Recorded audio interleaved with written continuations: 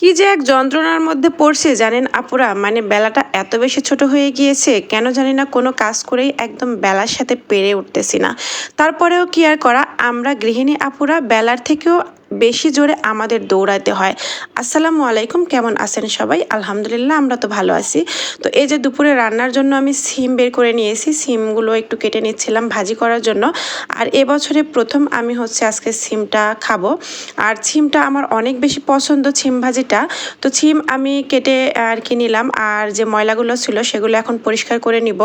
আর এদিকে হচ্ছে সিম আলুটা একটু ধুয়ে নিব। আর সিমটা আমি মানে কেটেছি, সাথে দুটো আলু দিয়েছি, এখন একটু ভালো করে পরিষ্কার করে ধুয়ে নিব।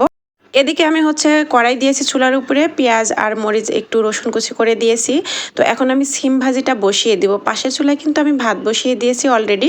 তো সিম ভাজিটা বসিয়ে দিয়ে এই দুটো রান্না আস্তে আস্তে হবে, আর আমি ওইদিকে আরেকটা রান্নার জোগাড় করব। আর আজকে যেহেতু শুক্রবার, এই ভিডিওটা হচ্ছে শুক্রবারের। আসলে সময়ের অভাবে বাচ্চা নিয়ে একা সংসারে ছোট একটা দিন হয়ে গিয়েছে, কোনো কিছুই পেরে উঠতেছি না। কবেকার ভিডিও কবে দিচ্ছে আমি নিজেও বুঝতে পারতেছি না।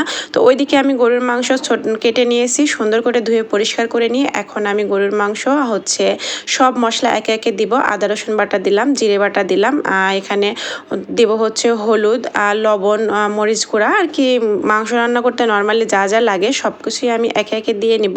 আর মাংসটা কিন্তু আমি হাতে মাখিয়ে রান্না করব। গরুর মাংস হাতে মাখিয়ে রান্না করলে আমার মনে হয় সব থেকে বেশি মজা লাগে। জানি না আমার সাথে সবাই আপনারা একমত কিনা। তো সাথে একটু সয়াবিন তেল দিলাম আর সরিষার তেলও দিলাম। আর গরুর মাংসে কিন্তু সরিষার তেল দিয়ে রান্না করলে অনেক বেশি টেস্ট হয়। তো কাঁচামরিচ ফালি দিয়েছি, এখন একটু নাড়াচাড়া করব, আস্তে আস্তে কষিয়ে নিব।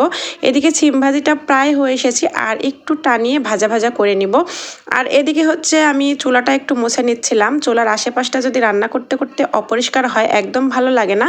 আমি রান্নাও করি, পাশে পাশে আমার মানে সব কাজই আমি টুকিটাকি করে নিই। আর রান্নার পাশাপাশি কাজ করে নিলে কিন্তু কাজটা খুবই তাড়াতাড়ি হয়ে যায়, আর নিজের কাছেও অনেক বেশি হালকা লাগে। আর সব কাজ গুছিয়ে একসাথে করতে গেলে কিন্তু একদম অনেক বেশি কষ্ট হয়ে যায়। আর বেলাটা এত বেশি ছোট হয়ে গিয়েছে, কি আর বলবো, বলার কোনো ভাষা নেই। তো এদিকে আমি সব রান্নাবান্না একে একে করে নিচ্ছিলাম। সিম ভাজিটা হয়ে গিয়েছে, আমি এখন সিম ভাজিটা একটা বাটিতে বেড়ে নিব। তো সিম ভাজি আমি বেড়ে নিলাম, দেখেন ফাইনাল লুক। আর এদিকে আমি মানে একের পর এক কাজ করেই যাচ্ছি, কিছুই করার নাই। ছোটোবেলা মানে কিভাবে তাড়াতাড়ি কাজটা শেষ করব।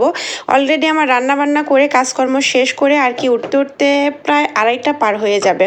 তো যাই হোক, আমি খুব দ্রুত রান্না করার চেষ্টা করতেছি। এদিকে গ্যাসটাও একটু কমে যাবে, আর শুক্রবারে গ্যাসটা দুপুরে না কম থাকে।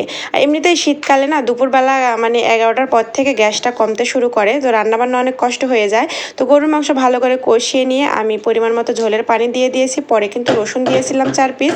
আর এদিকে আমি কিছুক্ষণ পরে নামিয়ে ফেলবো, তাই গরম মশলা দিয়ে দিলাম। এই যে হয়ে গেছে প্রায়, এখন নামিয়ে নিব।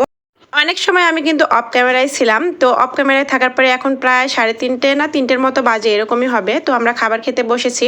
তো এদিকে আমি হচ্ছে প্রথমে সিম ভাজি নিয়েছি। সিম ভাজিটা এত মজা ছিল, প্রথম দিনই যে সিম ভাজি এত মজা হবে আমি আসলে কল্পনাও করতে পারিনি। আর এইদিকে দেখেন আমার আব্বাটা কি সুন্দর করে মজা করে সুন্দরভাবে খাচ্ছে, দেখেই আসলে শান্তি। বাচ্চারা যখন খায় বা হাসি খুশি থাকে, শরীর ভালো থাকে, তখন কিন্তু মায়েদের মতো খুশি আর ভালো আর পৃথিবীতে কেউ মানে অনুভব করে না। দুপুরে খাওয়া দাওয়া শেষ করে সন্ধ্যায় যে কফি বানিয়ে নিচ্ছে দুজনের 3জনের জন্যই। তো ভিডিওটি যারা শুরু থেকে শেষ পর্যন্ত দেখেছেন সকলকে অনেক অনেক ধন্যবাদ। আর সকলে ভালো থাকবেন, সুস্থ থাকবেন। আজকের মতো এখান থেকেই বিদায় নিয়ে নিচ্ছি। আল্লাহ হাফেজ।